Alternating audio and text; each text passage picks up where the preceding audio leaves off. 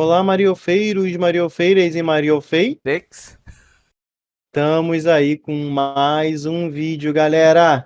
Uma leitura interessante na voz de... Anne Arroto. Então, galera, espero que vocês gostem. Esse livro está repleto de confusões, de intrigas militares e tramóias. Você consegue perceber a visão e a mente das duas grandes mentes pensantes, tanto de Morrowind, tanto de Cyrodiil. Todas elas na voz da grande leitora. Então, galera, vamos pra frente, deixem o like, bora engajar, compartilhem o vídeo e espero que vocês gostem. Livro 6 de 2920, O Último Ano da Primeira Era, Meio do Ano, por Karlovac Townley. Volume 6 de uma série histórica sobre Vivec e o Império. Segundo meio do ano, 2920, Balmora, Morrowind. O exército imperial está reunido ao sul, disse Cassir. Eles estão há 2 semanas de Aldluval e do Lago Coronati, fortemente blindados. Vivec assentiu com a cabeça. Aldluval e sua cidade-irmã do outro lado do lago, Aldmalak, eram fortalezas estrategicamente importantes. Ele esperava um movimento contra eles há algum tempo. Seu capitão puxou um mapa do sudoeste de Morrowind da parede e o alisou, lutando contra uma brisa suave do mar de verão que entrava pela janela aberta. Eles eram fortemente blindados, você diz? Perguntou o capitão. Sim, senhor, disse Cassir. Eles estavam acampados perto de Battlegrey, no Heartland, e eu não vi nada além de armaduras de ébano, anões e daedric, armamento fino e equipamentos de cerco. E quanto a feiticeiros e barcos? Perguntou Vivec. Uma horda de magos de batalha, respondeu Cassir, mas sem barcos. Por mais fortemente blindados que sejam, eles levarão pelo menos 2 semanas, como você disse, para ir de Battlegrey ao lado Coronati. Vivec estudou o mapa cuidadosamente. Eles seriam arrastados para baixo nos pântanos se tentassem circular até Aldmarak do norte. Então eles devem estar planejando atravessar o estreito aqui e tomar Aldluval. Então eles prosseguiam ao redor do lago para o leste e tomavam Aldmarak do sul. Eles estarão vulneráveis ao longo dos estreitos, disse o capitão. Desde que ataquemos quando eles estão mais da metade do caminho e não podem recuar de volta para o Heartland. Sua inteligência mais uma vez nos serviu bem, disse Vivec, sorrindo para Cassir. Vamos derrotar os agressores imperiais mais uma vez. Terceiro meio do ano, 2920, Battlegrey, Cyrodiil. Você vai voltar assim depois de sua vitória? Perguntou Lord Battle. O príncipe Juilek mal prestou atenção ao homem. Ele estava focado no exército empacotando seu acampamento. Era uma manhã fria na floresta, mas não havia nuvens. Todos os ingredientes de uma marcha quente da tarde, particularmente em armaduras tão pesadas. Se voltarmos em breve, será por causa da derrota, disse o príncipe. Ele podia ver no prado o potentado Versidushaye pagando ao mordomo de seu senhorio pelo uso da comida, vinho e prostitutas da aldeia. Um exército era uma coisa cara para os certificados. Meu príncipe, disse Lord Battle com preocupação, seu exército está começando uma marcha para o leste? Isso apenas o levará às margens do lago Coronati. Você vai querer ir para o sudeste para chegar aos estreitos. Você apenas se certifica de que seus comerciantes recebam sua parte do nosso ouro, disse o príncipe com um sorriso. Deixe-me me preocupar com a direção do meu exército. 16º meio do ano, 2920, Lago Coronati, Morrowind. Vivec olhou através da extensão azul do lago, vendo seu reflexo e o reflexo de seu exército nas águas azuis frias. O que ele não viu foi o reflexo do exército imperial. Eles já devem ter chegado ao estreito, salvo quaisquer percalços na floresta. Altas árvores do lago finas bloqueavam grande parte de sua visão dos estreitos, mas um exército, particularmente um clã em armaduras pesadas de movimento lento, Não podia se mover invisivelmente, silenciosamente. Deixe-me ver o mapa novamente. Ele chamou seu capitão. Não há outra maneira de se aproximarem? Temos sentinelas postadas nos pântanos ao norte, caso sejam tolas o suficiente para ir lá e ficar atolados, disse o capitão. Nós pelo menos ouviríamos sobre isso.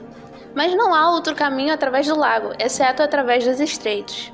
Vivek olhou novamente para seu reflexo, que parecia estar distorcendo sua imagem, zombando dele. Então ele olhou para trás no mapa. Espião, disse Vivek, chamando Cassir.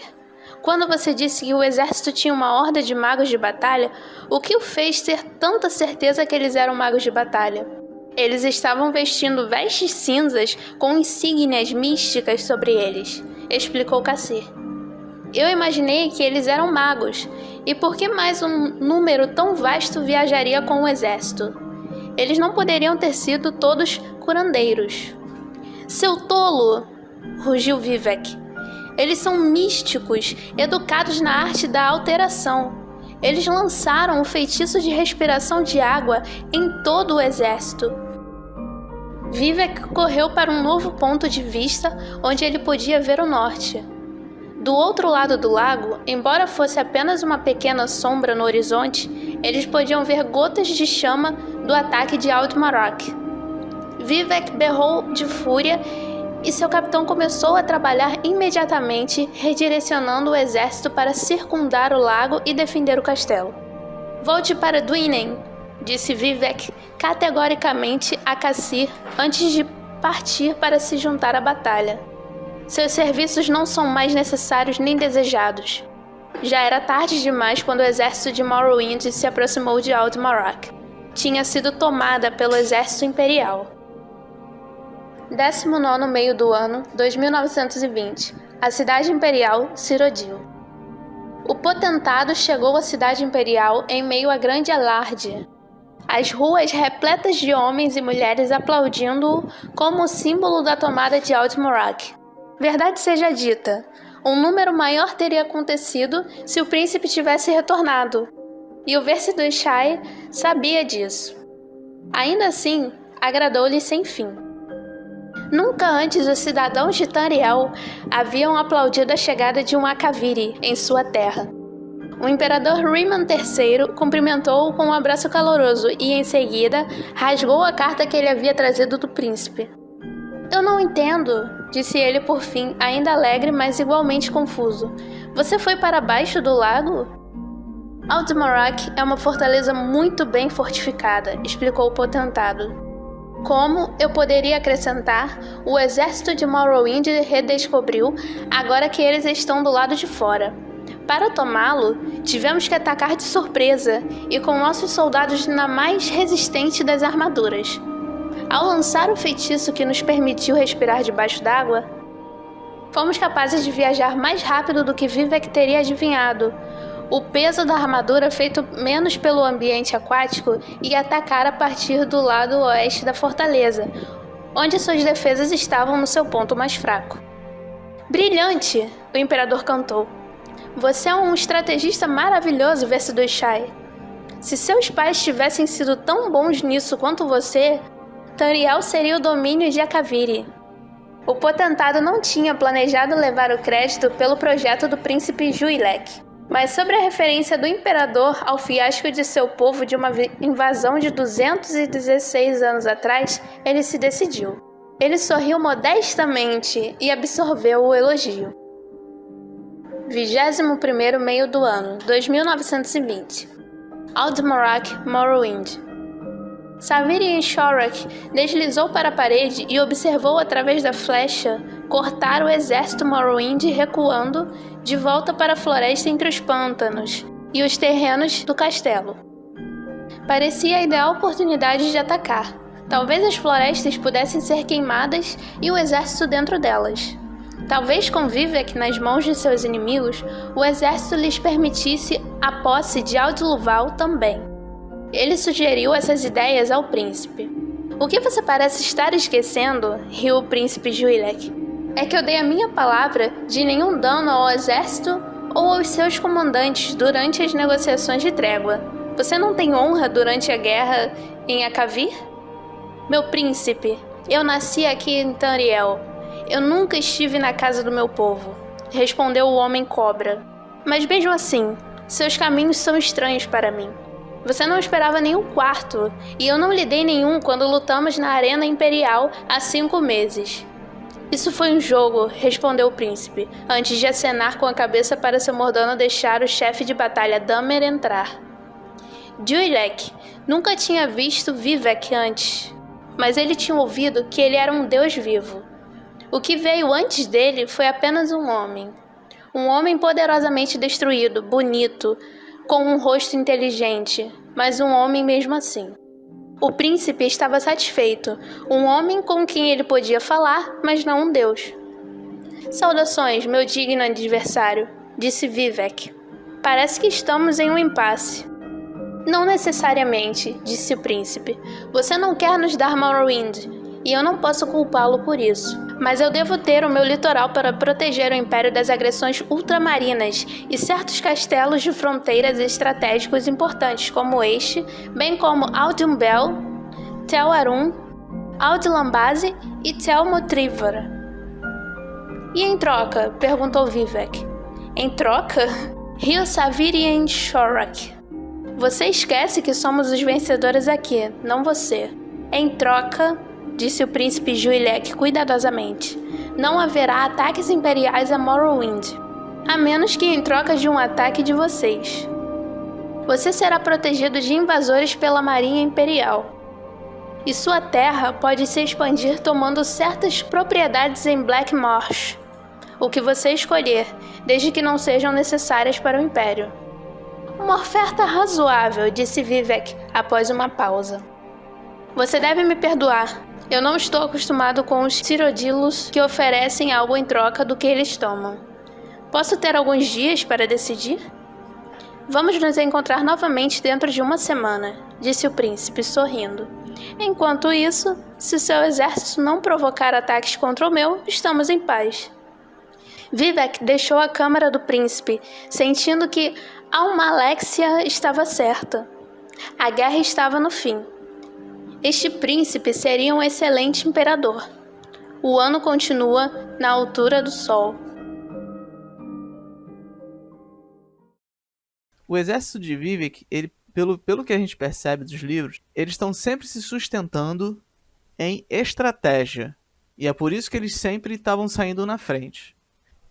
O exército imperial estava se preparando para atacar. Ele estava confiando no Cassir, que fez esse reconhecimento e falou, o exército dele só tem isso aqui, não pode ficar despreocupado, que quando eles chegarem a gente vai conseguir combater eles. Ele fez a inteligência errada. Ele achou que eram magos de batalha, quando na verdade eram magos de alteração, que ia fazer o exército imperial respirar debaixo d'água. Você tem que confiar desconfiando, né? Pô, então imagina a situação em que você tem que controlar tudo, tá ligado? Tem que estar tudo bem certinho, bem nas suas mãos, e sempre você vai encontrar alguma falha, sempre alguém vai estar fazendo alguma coisa errada, sempre vai ter alguém tentando vantagem em cima dos outros, então realmente é uma parada muito complicada de se fazer. Eu não acredito que ele tenha dado ele deu uma garoteada, de certa forma não se pode discutir com isso é um fato. Mas é um trampo, cara. É um trampo. Eu acho que isso aconteceria com todos e todos, tá ligado? É uma coisa que não se tem muito pra onde fugir. Uma hora vai acontecer. Se todo o serviço pudesse ser feito só por ele e ele mesmo, a gente não tinha como discutir, tá ligado? Mas infelizmente são outras pessoas, sacou? E a sorte dele é que quando ele foi conversar com o príncipe Juilek... Eu não chamaria de sorte. Não que seja sorte, mas assim, é porque quando você tá brigando com o exército inimigo, você só sabe as intenções do exército inimigo. Bom, estou sendo invadido. Aí ele foi lá, perdeu, foi invadido, e quando foi conversar com o príncipe Juilek, se surpreendeu, porque ele foi lidar com alguém que tinha boas intenções, boas entre aspas, né?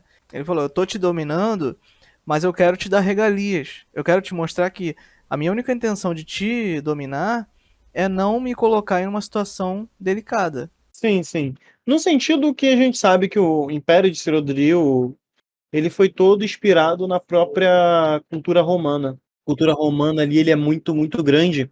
E uma coisa que foi perdida na Idade Média e foi muito e Roma instituía muito, é que os povos com qual ela dominava, ela integrava automaticamente esses povos, eles eram cidadãos romanos, com todos os direitos possíveis, entendeu? Aqueles que viravam romanos amigavelmente, né?